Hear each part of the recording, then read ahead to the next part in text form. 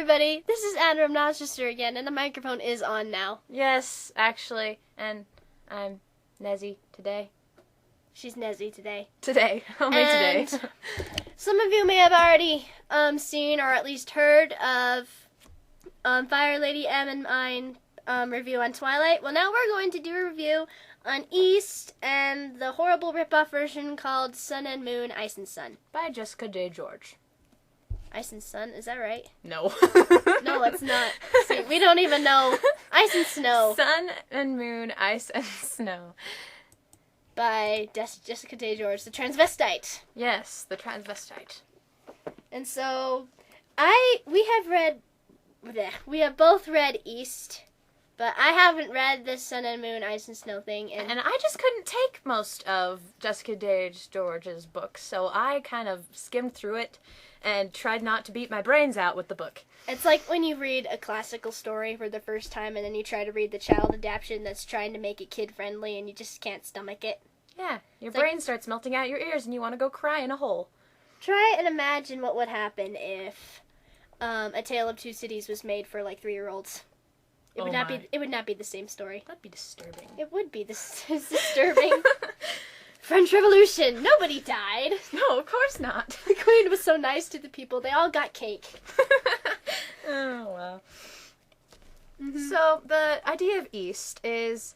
It's based off a Norwegian fairy tale. Mm-hmm. It's a very beautiful story, honestly. About polar bears. Yes. And trolls. And Edith Pateau, kind of turned it into her own... Whatever it is. P-A-T-T-O-U. You get it. She kind of adapted it into her own story, called East, which is an amazing book. It is an amazing book. You should read it. Mm-hmm. And the polar bear talks, which is freaking amazing. Who doesn't want a talking polar bear? Aren't they just adorable? Especially the cover of the book. I know. You want to go and hug him. I know. He's so big and softy. Not that you can actually feel him, but you can imagine it. Yes. So I want to hug the polar bear. Alright. So, why don't you relay to them the plot? The plot. Or I could do it, and then you could do the newer version? Yeah. Okay. Well, I read this actually, like, a couple of months ago, because I thought I needed some material for a book report for English, and since I've already read this one, it'd be easier to read. So what it's about, basically, is about how Rose and her family are struck with hard times.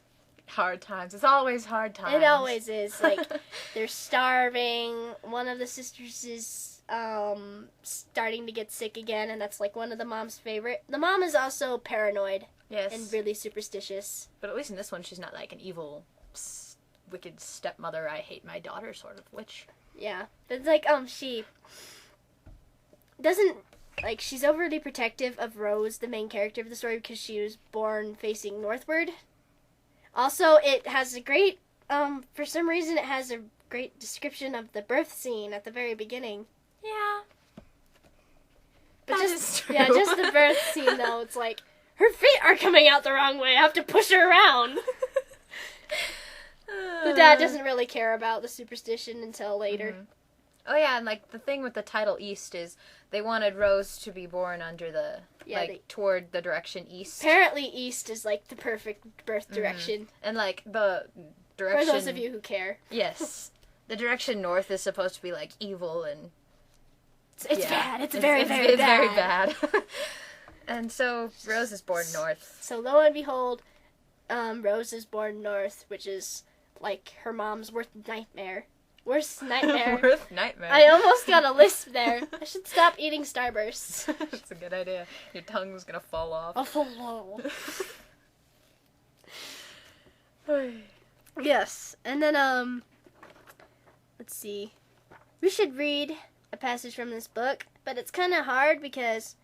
if we were just picked a random spot in this book, you wouldn't know who is speaking because it's kind of unique because I don't know if they're chapters or not, but there's certain sections of the book where it's like told from a different perspective. Mm-hmm. And I thought that was clever because that's the first time I read a book like that. And then the next time I read a book like that, it was Dracula, which is probably one of my favorite books ever. Dracula's amazing. It is. Another thing about the format of this book in that the different chapters are titled like different characters, and you might think the chapters would get boring because it's just all these different characters, but it actually helps to go into the story deeper and describe the feelings of the different characters, which is really cool. Lets you know that there's more than one person involved. There you go. And that makes it more believable, even though they're talking polar bears. Yep. You can, that's like, yeah, trying to talk, and they can't. Here, you talk for a minute while I fix my tongue, please. No more candy for me. Starbursts are kind of gnawing at her mouth. It's the strap, yes. See, I don't need candy. I just can't talk all the time anyway. But, so, back to the plot, seeing as we totally got distracted for like 10 minutes there. So, Give me a minute. so when Rose is a little girl, she sees this panda bear randomly. Panda bear? I'm a polar bear. See? It's a polar bear. Panda bears, they don't live in Norway. They don't live in Norway. Could you tell I'm tired? Okay, so she sees this polar bear randomly, which is her mom's worst nightmare because, everything goes wrong for her mother. yes, her mother goes to this fortune teller to get, her daughter's fortune told or what's it, and No, she's supposed it's, to be like, What happened was that, like, she doesn't really like Northbournes because she went to go see oh one yeah, before with her sister. With her sister, Her sister's Rose's aunt is never mentioned beyond this point. mm-hmm. It's just like, I went to go see, and I can't read Norwegian, so we'll just say fortune teller because I don't know how to pronounce it. I always pronounce it Schreffen It's like whoever can pronounce Norwegian, please let us know. And let us know if you have any panda bears up there. Sorry. I'm Like, sorry.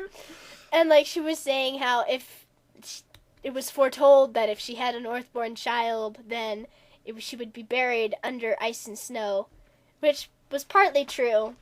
And the mother makes the excuse that the reason why Rose lived, spoilers, was because there was a talking bear involved. Yes, of course.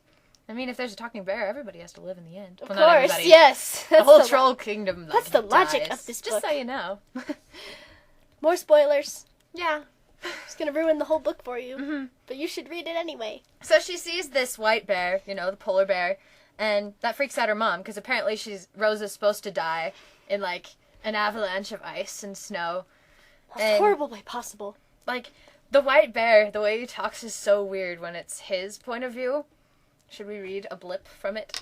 Oh yeah. So here's like the first thing of the white bear, and like at the beginning of the book, the white bear's point of view is just like 1 or 2 pages. Mm-hmm. If you get rid of all the empty space in between the words, Yep. then it would be like just 1 page or 1 sentence. Yep. So here's what it says: watching for the child, the girl with purple eyes, purple eyes, and her smiling mouth, standing in the trees, watching her. Not creepy at all. The girl, taller, unafraid. Not at all. She moves towards me, purple eyes, trusting, cannot, not safe for her. Hunger, hunger, hunger. Apparently the bear needs food. The bear is very hungry. He's going to eat the little girl. Must go quickly to feed now, then return. I think that sounds pretty much like a bear. Yeah. And the creepy thing about... Should I tell them about the creepy thing about the bear? Yeah. We Okay. might as well. Yeah. Given away so much already. So, the bear's not really a bear. Well, Turns out he's a magical prince. woohoo! Just like every other story in the world. Mm-hmm. It's like a frog. It's not a frog, it's a fluffy bear. I know. They're cuter. I feel like the frog prince. Except she doesn't have to kiss the bear. That'd just be creepy. No, she just sleeps with him. Which sounds even more wrong, except... Yeah, it's not that way you're thinking of, you perverts. No, he's just like, we'll have to get on with the story. So what happens is, as we mentioned before, Rose's family falls under hard times. Hard times. Yes. And she has, like, lots of different brothers and sisters because they wanted, apparently the mom wanted a child for every point of the compass except for North. They actually did had an Eastbourne one, but she died. Mm-hmm. So they needed a replacement and they got Rose instead. Yeah. Very depressing. Mm-hmm. And so, what happens is that the polar bear breaks into their house one day and says, very slowly, but we'll just say it normally,